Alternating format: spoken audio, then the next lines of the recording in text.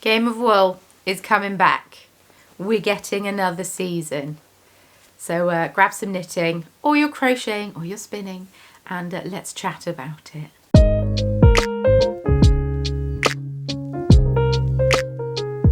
Hey there, it's Hannah and welcome in. Come on in to the Cozy Corner of Craft. I hope that you are well. Today I am going to be chatting about Game of Wool again. If you were hoping it would only be on for one season, I have bad news. But if, like me, you were excited for another season, great news. Great news. Game of Wool is going to be back on our screens, I believe, around the same time of year as last year. So that was November. If you're new and you don't know what Game of Wool is, boy, oh boy, are you in for a treat. If you like the Great British Bake Off and are familiar with that, Game of Wool is essentially the Great British Bake Off, but for knitting and crocheting. Their goal was to find Britain's best knitter, which was a controversial tagline, seeing as a lot of the challenges featured crochet. And it's hosted by Tom Daley, and Sheila Greenwell and Di Gilpin were judges on the show. They are prolific knitwear designers. Dropped a stitch, good start. Contestants would sit in the yarn barn and be given all sorts of challenges like swimwear or children's costumes or wall hangings or sofa covers, and then they would be sort of kicked out, cast off week on week. I have a whole set of videos in which I broke down each of the episodes and shared my thoughts and opinions of them, and they had mixed feedback. People thought I was too kind, but I think a lot of people were a lot of the other videos that I saw were too harsh. So I was trying to be the kind of middle ground voice that wasn't too kind. I had criticisms, but also I don't see how me criticising individuals helps in any way. Does that make sense? I don't know if it does. Oh, hi Miso. You coming up? I have been joined by Miso. Let me do a quick cat tax. Here is Miso. She's come for a snuggle. That's fine. I'm on a rocking chair, so if it's moving, I apologise. But I was stationary. But then Miso's wiggling around. 2 weeks ago, I saw the post. It's probably over 2 weeks ago. I saw the post on Instagram shared by Game of Wool. The goal was to get this video up sooner, but I had a yarn show. So it didn't happen. Apologies. But they did a casting call up on Instagram. This is on my posts feed on YouTube. I shared them on there. Are you a passionate hand knitter? Channel 4's knitting competition show Game of Wool is returning for a brand new series, and we're on the hunt for some skilled individuals, 18 plus minimum age, to apply. It's because minimum wage is said more often. And then the second slide said, after causing a bit of a stir and, yes, controversy in our debut series Game of Wool, it certainly got people talking, and we have listened. Series 2 will showcase more heritage, more aspirational projects, more technical challenges, and maybe a few drop stitches along the way. In Game of Wool, apparently I can't read anymore. I read to my child all the time. In Game of Wool, talented amateurs show off their skills in ambitious design and technical challenges. Whether you're super confident or still perfecting your craft, this is your chance to shine. No, it's not. We'll come back. Successful applicants must commit to up to 7 weeks of filming in May and June 2026 and time spent away from home. So get your needles at the ready, apply today, and let's get knitting. I thought it was a bit late to be doing a casting call if you're hoping to film in May and June, but maybe they only just had it greenlit. Maybe things do move quickly. Maybe things move quickly in showbiz. I don't know. I'm not in showbiz. Can you tell? I'm sat in a rocking chair with Easter eggs in the background. I am not in showbiz. I will not be applying. For one, I have very little confidence in my knitting design talent, abilities. And two, I have a yarn show in June, so it wasn't going to be happening. It's interesting that they're only doing 7 weeks. I mean, they might film multiple episodes in a week, but maybe this means we're having fewer episodes in a series, in series 2. Maybe not. Who knows? Who knows? Because it started, I actually don't know how long filming went on for with series 1, but there were 10 contestants in series 1 to start with, which was a lot, especially the first few episodes. It was a lot of contestants. So they have done multiple posts since, and please don't eat my yarn, thank you. Multiple posts since asking for more applicants and saying that audition spots are filling up. Auditions are going to be very soon in London. I found it interesting that I obviously, like I've just mentioned, I don't know how TV works in the slightest. So is it, in my head, you would get all the applicants and then you'd film the audition spots. Whereas what seems to happen is as the applicants come in, you ask them to come in for auditions. And maybe that does make more sense. I don't know. But are you going to apply? Have you applied? Let me know if you've applied. I'm incredibly nosy. It was on Channel 4. Oh, if you're wondering what I'm knitting, I'm making a flax light out of a Schöppel Zauberball. Crazy in Malewinkel is the colourway. Excuse me, Miso. This is the ball of yarn. I'm knitting it for my toddler. I made one for her last year.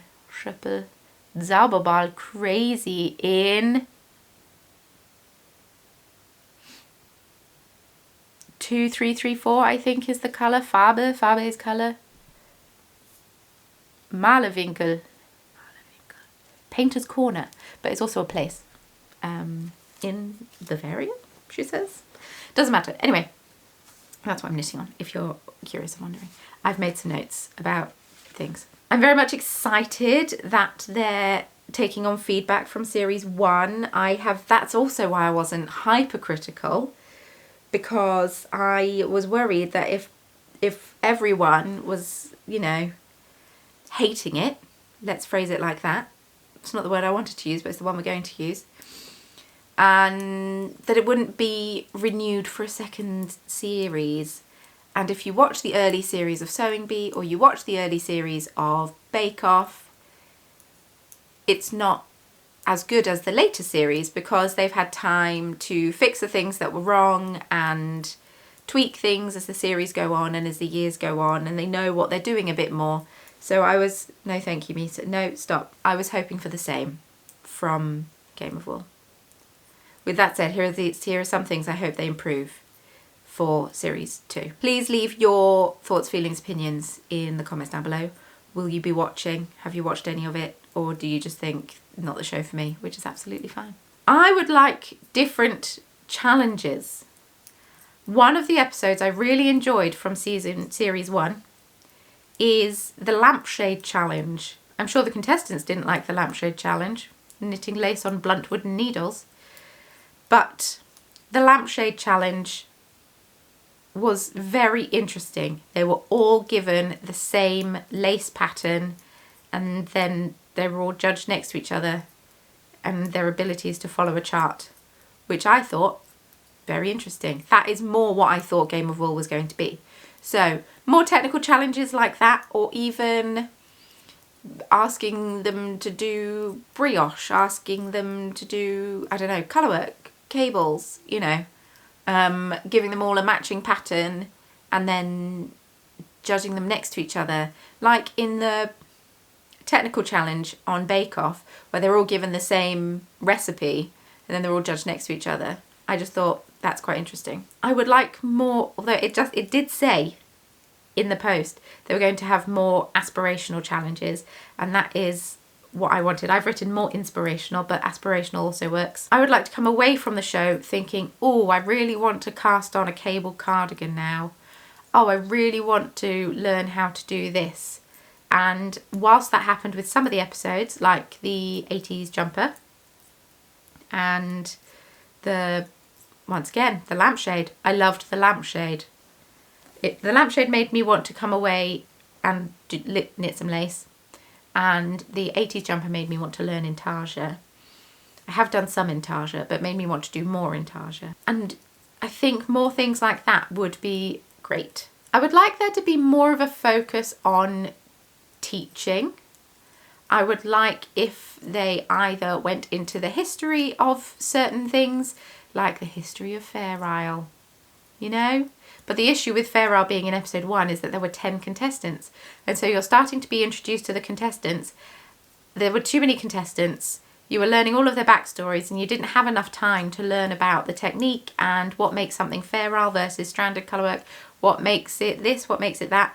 That could have been better, I think. Fewer contestants and more time to discuss like the history of the technique or whatever. I would also like if they were to talk to experts. Now, I think that was the intention in series 1, because I know of some people who are filmed to talk about their specialties, but the episodes were too long and so it had to be cut. So either Miso, you cheeky girl. I know you can't help it, you're just being a cat.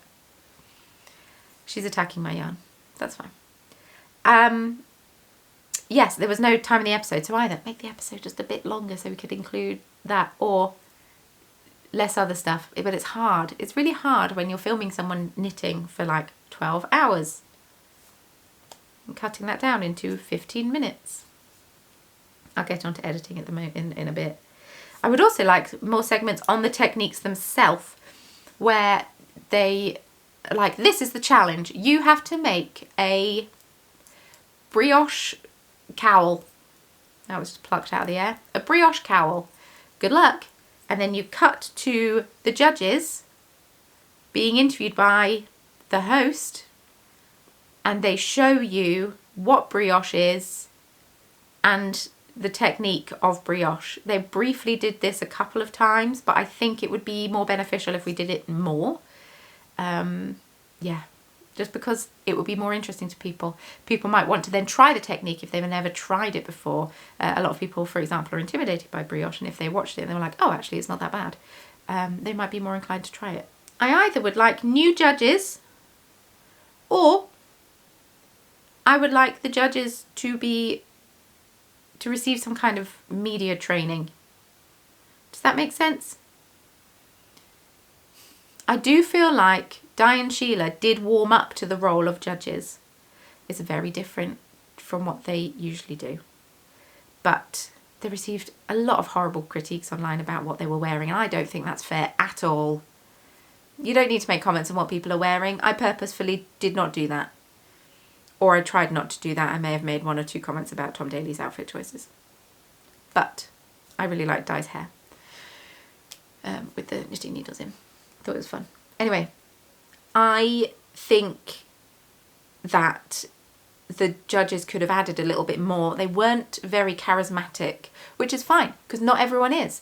I'm not the most charismatic person in the world, especially when I'm face to face with someone. But I think with a bit more practice and a bit more media training, they could be really, really good in the role. But we'll see if they come back for series 2 or if there's new judges. I don't know. I'd like some better jokes for Tom Daley. I know a lot of people have said they don't want Tom Daley to come back, and I just don't think that's going to happen. I think he's pretty much the face of Game of Wool, and I think he's sticking around. I do think it would be beneficial for him to have a counterpart to bounce off of, because he's very awkward and a bit stilted on his own. And I think with someone to bounce off of, he would be more relaxed and better. But yeah, I think it would be good if there was a non-knitter as the host, because in the other shows, they don't have the people who do the craft as the host. Bake Off, for example, is not hosted by people who bake a lot. No AI. Come on, Channel 4. Come on. We know you used AI in, like, when you were making pictures and stuff. Don't use AI. Take a picture. Get someone to draw it for you. You surely have the budget. Surely. Please, no AI. I hate it. I hate it so much with a great, great passion. I would like the editing to be more balanced, I think. They were creating unnecessary drama between the contestants that probably wasn't there. It was just that tensions were high because they were in a high pressure, tense situation, and so then they edited it to make it look more dramatic than it needed to be. Like, knitting is a nice, cozy, wholesome thing. Yes, there's always knitting drama. There's always knitting drama. For a long time, I thought it would be great to have a knitting drama channel. And then Maid of the Moment started, and I was like, well, there you go. You have that. I'm good to not be too controversial. But with the editing, it felt like, even from the very first episode, it was so clear who was going to win. I won't say who it is in case you want to watch it, but it was made so clear who was going to win. He never received any negative feedback from what I saw on camera, but I do know he did receive negative feedback. It was just edited out, and I don't know why. I think it would be better if it would be more enjoyable to watch if it was more balanced. Otherwise, there's someone who looks like they're doing miles better than everyone else, and it's just why? More balanced editing, please. I also would like it if the judges stopped moving the goalposts. Someone else put this on the comments, that I put a post up asking what people would like to see different in season 2, and someone else mentioned this as well. They specifically mentioned Holger and the Crochet Button, which sounds like a lovely children's book, doesn't it? That's because I constantly am reading Moomin in the Birthday Button to my pickle. But Holger and the Crochet Button, in one of the challenges, he crochets a button, and then from that point on, the judges are like, oh, this would be so much better if it had a crochet button. Why? That wasn't a necessity before he did it, and then all of a sudden everyone needs to do a crochet button. The other thing is, if I've written, yes, when they said, I feel like I'm picking on Holger, and I don't intend to. I have great respect for that man. He's very, very talented. They said no mistakes. You go with me, so. Oh, gosh. They said no mistakes on the textured cardigan. And then Holger and Ailsa sewed it together, one side the right way and one side inside out. And then they were praised for that, and they won the challenge even after the judges explicitly said no mistakes. And they were like ends sticking out. And they're like, maybe it was intentional. It wasn't intentional. You said no mistakes, and then you made the one win because of the mistake. Oh, Misa, you were keeping me very warm. She's gone. She was keeping me so nice and warm. So they have said in the casting call, whether you're super confident or still perfecting your craft, this is your chance to shine. I disagree with that. If you're looking for Britain's best knitter, I don't feel like you need to be perfecting your craft. I don't think you should be perfect at your craft, but when they say, are you still perfecting your craft? I'm really sorry if you can hear my washing machine in the background. You are 100% going to. But when they say, are you still perfecting your craft? It makes it sound like, oh, are you still quite new to knitting? So, yes. Oh, also, something else. I would like them to focus on more knitting. I get that crochet is quite big. Crochet should have its time. Or be a knitting and crochet show. Don't call it Britain's Best Knitter. But I don't know if they will have crochet in the new one because it's not on the application form, but maybe they'll ask in the audition. I don't know. Anyway, my washing machine is going ballistic. I apologise, it's getting to the end of the wash cycle. I thought I had time. That's just my 2 cents about Game of Wool Season 2. What would you like to see done differently? What did you like from Season 1 that you'd like carried over into Season 2?